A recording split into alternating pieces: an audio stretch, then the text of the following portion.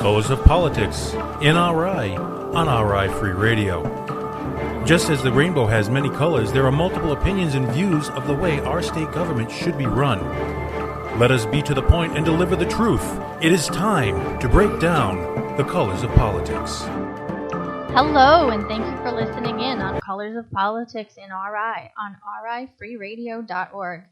And tonight we are going to be discussing some very interesting topics happening in Rhode Island. And we have Lauren Niedel Gresh, and she's running for a town council. Hi, good evening. Thanks for coming on. Oh, it's my pleasure. So go ahead and give the listeners some information about yourself and what you're running for. So I'm running for town council in the town of Gloucester. Currently, I'm the Democratic State Committee woman for District 40, which covers Foster and Gloucester. And one of the prime reasons I'm running is my opposition to the Clear River Energy Center power plant in Burrillville. I don't feel that there's been enough engagement by the current town council, and I feel that's doing a disservice to the people of Gloucester. Great. That's definitely a good reason to have a platform.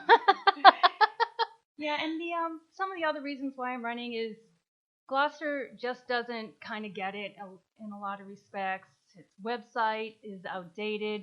There's no social networking. There's no listserv. And there's not enough engagement and communications between the citizens and the town. I want to bridge that so that people feel more welcomed in the town and that they feel that their needs are being listened to. That's great, especially for the bridging portion. Every town needs to be able to get to their people and what they think. And do you have specific ideas? Well, one of my ideas is to redo the website. Is definitely up there. Open a Facebook page and create a listserv. Those are my three main ones to start the conversation going. I also want to have forums every quarter on specific needs that may not be reached to the people of Gloucester, such as maybe race relations, possibly information on a forum on the power plant, and like medicinal marijuana. Maybe we should have a compassion center in the Northwest Rhode Island area. These are all issues that are never addressed, they're never thought of, and everybody kind of thinks inside the box. I kind of want to open that box up. That was a great way to say that. Well, thanks. Now, what are let's say, the two biggest points in this power? I know there's so much, and we're going to go over lots tonight in regards to the power plant. But what do you think the 2 points that you would bring to the forefront immediately that are the focus? Well, one of the biggest ones is water. They have no water source. And they're keeping that very, quiet, confidential, secretive, however you want to put it. They're not allowing the people in Burrillville to know what their plans are for water. And yet at the same time, they want to have a tax treaty signed, sealed, and delivered for them, even prior to them disclosing where they're going to get the water from. And the environmental impact, which would be tremendous on that area. Right now, it's pretty much, it's surrounded by like a Boy Scout area where there's Boy Scout camps.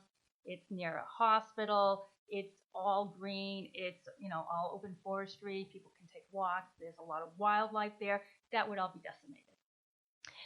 Right, and it has a 30-mile radius impact for the size of the proposed plant, correct? That's correct. And a lot of the citizens right now are going through hell with the existing power plant. Not so much with Ocean State Power Plant that's already there, as well as Spectra Energy that has a compressor station where there's already a huge impact on noise, quality of life, and it's that same area that's going to be impacted again if this power plant ever gets put in. Yeah, so that's a lot in a condensed area. And wouldn't it be either the top or the second largest power plant in New England? The largest power plant in New England. So yeah. That's pretty big. Yeah, and it's supposedly $700 million, but by the time it's finished, it would probably be close to $1 billion because everybody knows there's overrides. Oh, so, it is in every project. And Invenergy hasn't provided the information that they need for for people to even make to have a full investigative decision on what's happening, because there's been information that hasn't been disclosed, has been requested by the Burrillville Town Council, and that information is not forthcoming. So, and that's one of the reasons Barberville Town Council on Thursday voted against it. Right, and the Projo just put out on Thursday evening that the whole town council was unanimous in opposing the energy plant. And you can find the article on the Projo website, where there's also a poll asking if you yourself oppose or support this energy plant. And as of just a little while ago, when I checked, only approximately 115 people had looked at that poll, or I should say had answered that poll, but it did show that 78% of those that answered opposed this power plant.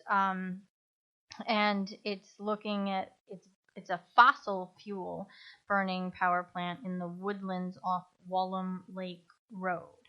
Now, you also mentioned before we came on air that you had gone to approximately 25 different meetings in different locations for this power plant, and I personally only knew about 9 or 10 of them, so only knew about half of what there even was.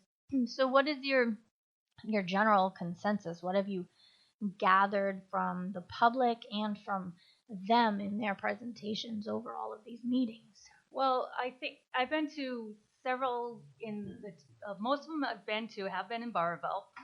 I went to an Invenergy kind of public relations one.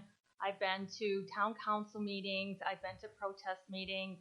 I've been to the Pasco utility meeting. So I've been to a variety of meetings, and the general consensus is that this is a very ill-conceived project that just gives the minimum amount of information, and that with Raimondo's help, I think that most of the people feel that Barberville is a sleepy town, and this would just be rammed through without any opposition. And then the opposition came, and it's still coming, and it's growing and growing and growing. So now it's pretty fierce.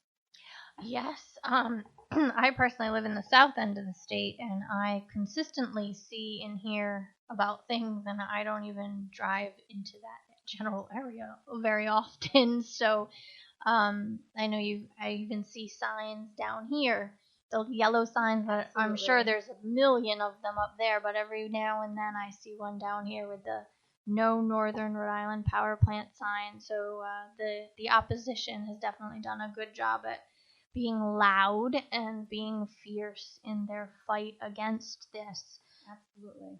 So what are some other points that you'd like to bring up as for awareness for the listeners, anybody that even doesn't even know that this is happening? Well, there's a ton of information that anybody can find on Barberville's website. They have a listing of all the meetings, the agendas, the notes, the dates of the different, when the utility boards or the energy siting board had to have their information. They have the sightings, they have the entire blueprints. So everything is available on the Barberville website. And actually, there's not really any blueprints, but they have a sketch of what the plan is supposed to look like when it's through. Everything is right there. And I recommend people check out the Barberville website. It's very thorough.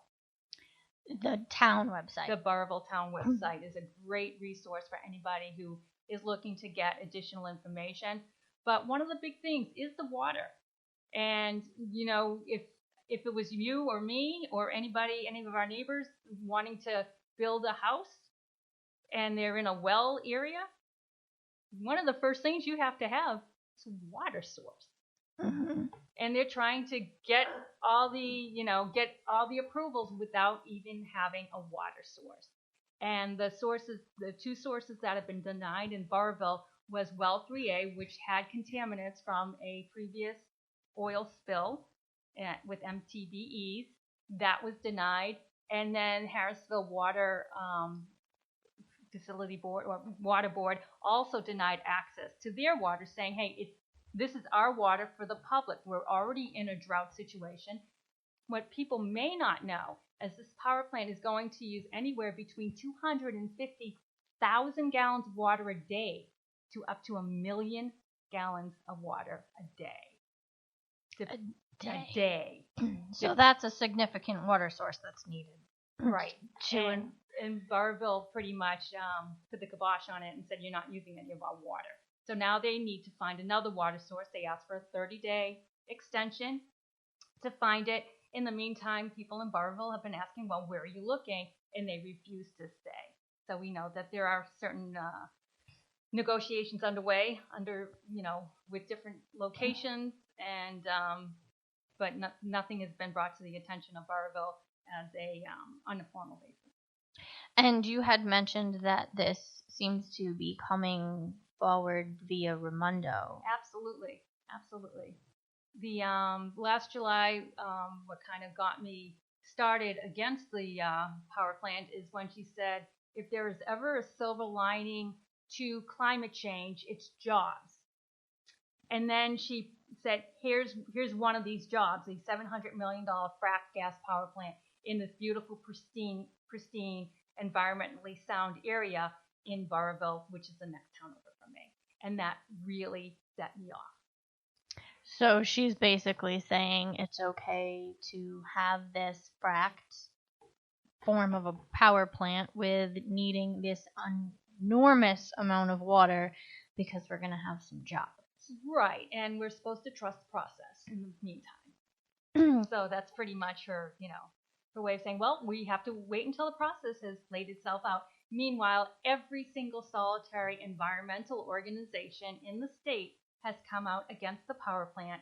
The DEM also is against the power plant, and there's very few boards that are in favor of it, and those are boards pretty much made up by people that Raimondo has put in there.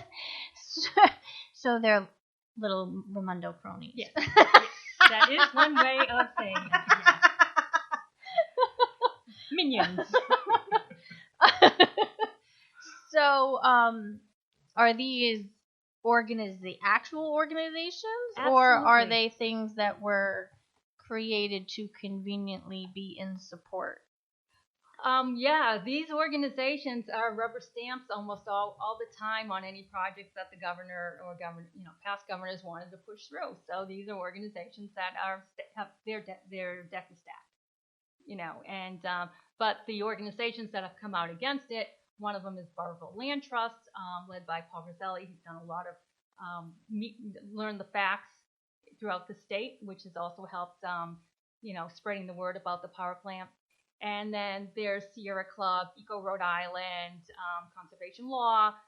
Pretty much every one of them have come out against the power plant because it is environmentally unsound to put a power plant in that area where previously that area was denied a power plant access before. How do you know how long ago before? Yeah, well, when Ocean State Power went in, they were initially looking at that exact same land area. And then it was denied, saying it was too environmentally fragile, and then they moved to a different location. So and this one is like 4 times as big, exactly. and they're possibly going to get this if the fight doesn't win. The fight will continue, and we will win. We're very resolute on this. We are going to be. We're there at every single meeting. We're challenging everything that's been said in favor of it. We get the word out, and it's been spreading, like I said. And it definitely shows too that even when there is strong opposition consistently with facts, with regular statements and organizations backing and numbers and social media, and yet you still can't kill it yet because and it's not that you guys can't kill it, but that's the unfortunate ways of setups that are all too often in this state. It's a pet project of Raimondo. And, there's ties with Wall Street ties with it. It's obviously, a big gain for the stockholders for Invenergy. And there's Goldman Sachs ties. So, it's the monetary ties run deep with this particular project. Well, yeah, and she does put through things. There was also the wind farm that's off of the Scarborough Beach and Block Island waters, and when that was originally proposed, the town of Narragansett was given the opportunity to discuss it and vote upon it, and they said, no, we don't want it off of our waters. So Raimondo said, okay, go do it off the state waters instead of the town waters. That's a nutshell version. There's obviously a little bit more to that, but when she had her mindset to it, regardless of the town discussing it and the town having something to say about it, she found a way to do it anyways. And we're also, I have to say this, we're also very upset at the lack of leadership on the congressional side. We've been asking Senator Whitehouse, who's our climate champion, to come out against the power plant, and he refuses to. He pretty much is remaining neutral, saying that we have to trust the process as well. I've spoken to Representative Langevin. I've asked him to come out against it. He doesn't. He refuses to take a stand at this point, too. So the lack of leadership on the national level is also very painful for the people in the area, because we want them to come out and say, hey, it's time that we say what, that the environment does matter to us in our backyard and not just, in somebody else's. And that's also something that we've been waiting to hear from. Did you contact all 4 of the different congressional, that we have the 2 Senate and the 2 reps? So as a matter of fact, I did at the Democratic National Convention. I gave them all little packets on the power plant. I was a delegate for Bernie Sanders, and I handed them out packets on the power plant right there. Just R4, or did you also do like Connecticut and Mass since they're so close? I just did R4. Senator Warren has come out against the AIM extension in Massachusetts. Markey has come out against that. That's the extension that the frack gas industry wants to put through. Pipelines as well. They both come out against theirs. And I did not see Connecticut. Did you get any other replies from any of the other congressmen? Nope. Representative Congressman Cicilline said that's not my district. Oh, geez. All the way in Burrville. Smithfield's his district, Burrville isn't. So he did not want to comment on it. He said he does not comment on issues that are associated with another congressman, and Langevin will not make a statement against it as well. He's, again, staying neutral and waiting until the process goes through. So. Oh, that's so unfortunate. Yes. Very unfortunate. So, listeners out there, get on the phones and the emails and bug the crap out of our congressman, because we deserve to have more than just that bullshit for a reply. And let's see. I'm going to read a quote, actually, from this Projo. I'm going to murder the last name like my usual deal. But it says, those opinions on the Clear River Energy Center were filed last week, and Pacheco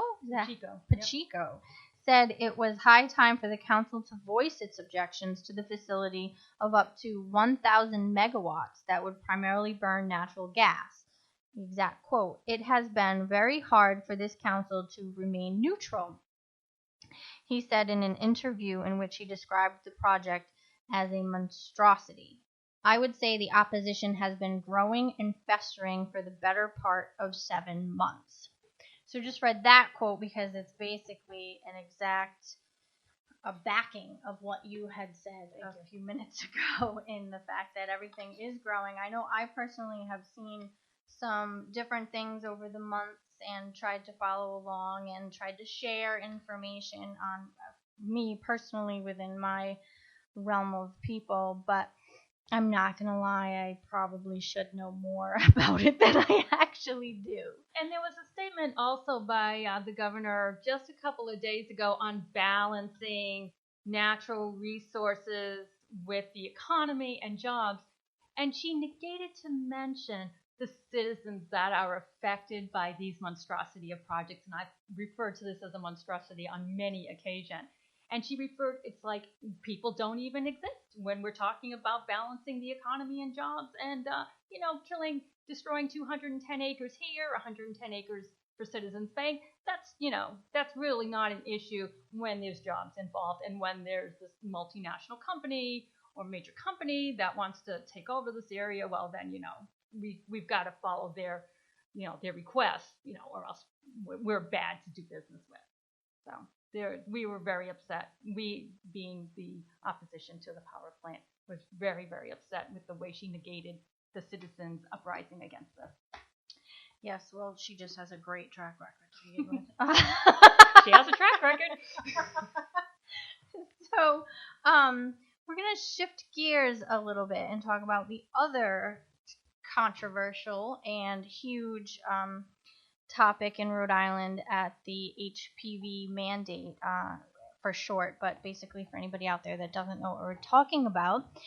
The hashtag NoHPVMandateRI can be searched and you can locate. And the vaccine for HPV, which is the human papillomavirus, was mandated, signed into law or signed into policy in 2014 to be effective in 2015 school year, so last September. So this September became the second consecutive year of this mandate in Rhode Island.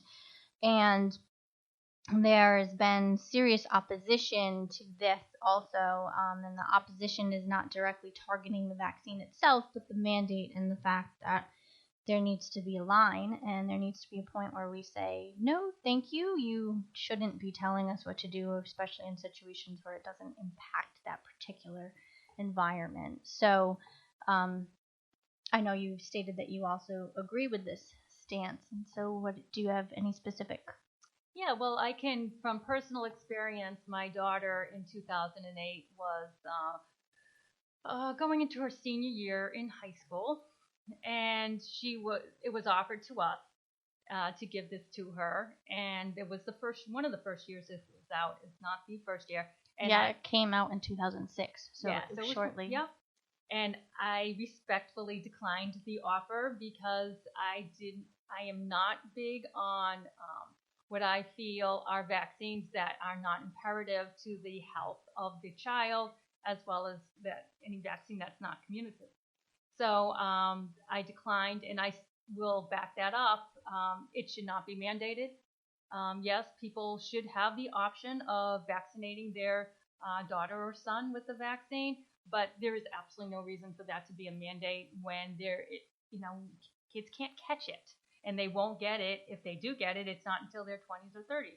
Now, there's a risk factor involved with everything. You have that, option of, if you don't get it, could your child develop cervical cancer down the road? Yes, that's a possibility. Could they also develop side effects from having the shot? Well, that's a possibility too, as it's been pretty much documented that there are a lot of side effects with this particular vaccination.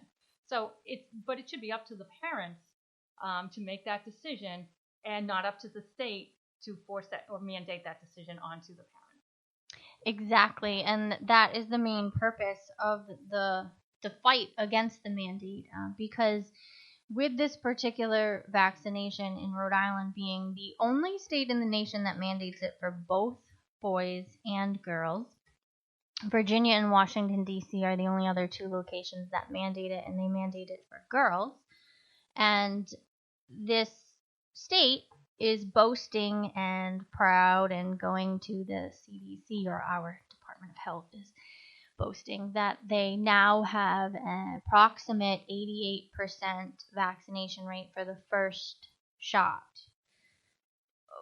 which was from approximately 71 prior to a mandate. And they're trying to state that their effectiveness has created this, but in my opinion, the mandate has created the increased vaccination rate, and there's lots of people that wouldn't choose to do something if it wasn't mandated to attend school. So that, I think, is a significant thing to note, that they want to boast numbers that aren't from actual wanting of something. Mm-hmm. It's from a forced coercion, basically. Yeah, and that's wrong with a lot of the vaccinations, including, what I feel are non-essential vaccinations, including pneumonia, vaccine, flu shots, meningitis, hepatitis. there's just an array of vaccines that can be given to young adults as on a need-be basis, but not forced on them, while they're growing and maturing and their brains are developing, etc. So I'm not a big fan of a lot of these other vaccines. However, the tetanus and the mumps, the real childhood vaccines, I'm absolutely in favor of those. So, just so that anybody listening, if you're wondering exactly what we're talking about and you've never heard of this topic before, you can go to nohpvmandateri.com, where you can find the petition, you can find the donation link to help donate towards the cause and the general information, and you can find on Twitter at MyRightsRI and on Facebook.com/RI against HPV mandate. And on Friday, September 30th at 7 p.m., Adam Kokesh will be doing a For the Love of Freedom show where he will be discussing fighting for rights, just like the two main topics that we've discussed tonight, and getting up and standing for yourself and taking back your personal control and the government having less control. And it's at 7 p.m. It's a free event, the Warwick Firefighters Hall, 750 Warwick Ave. And at that event will also be a discussion of the Rhode Islanders against mandated HPV vaccinations, giving a presentation and discussing what is happening at that event.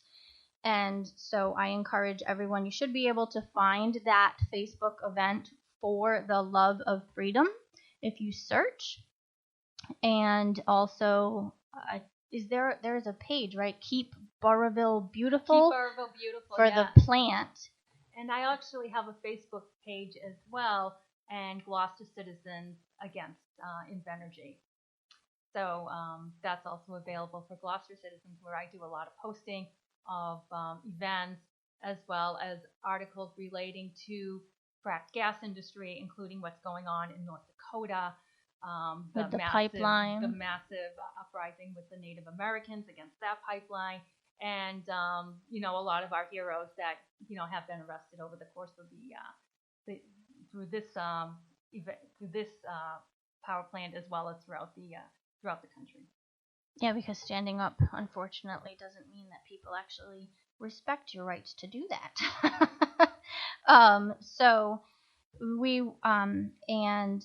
again, this event For the Love of Freedom is on September 30th at 7 p.m., where you can hear more information in regards to fighting against the HPV mandate and making sure that it's a private choice between the family, the parent, and the doctor, and it doesn't affect the classroom, because even if you are diagnosed with HPV, you cannot give it to the person just by sitting at your desk. So it has nothing to do with the classroom. There comes a point where we all have to say, yeah, let's draw the line, and you don't have a right to tell us what to do here. So we have about a little over, just under actually 2 minutes, is how you can give your personal Facebook page. If you have a Twitter, feel free to let the listeners know how they can get in touch with you. So my Facebook page is Lauren Niedel Gresh for Gloucester Town Council. And again, I try to keep it very interactive. I answer questions all the time. If anybody is interested in my full platform, you can also email me at lng for gloucestertowncouncil@gmail.com. And it is interesting how my initials happen to go along with the liquid natural gas. And is that 4 like the number, or 4 spelled 4 is out? the number, yes. And that's another issue too, is the LNG tank that they want to put in Providence. There's massive opposition against that, and that's because they want to put it on an area near Allens Avenue. That is an area that there's a lot of immigrants, there's a lot of people that can't necessarily communicate their opposition to it, and yet they're trying to put another fracked gas facility in Rhode Island in an area that's, economically depressed. So, again, anybody that wants more information, there's also the Burrillville Town website. And to get more information on that, or feel free to contact us. Colors of Politics, you can find us on Twitter and Facebook with the @ Colors of RI. Thank you so much for listening tonight, and have a great time.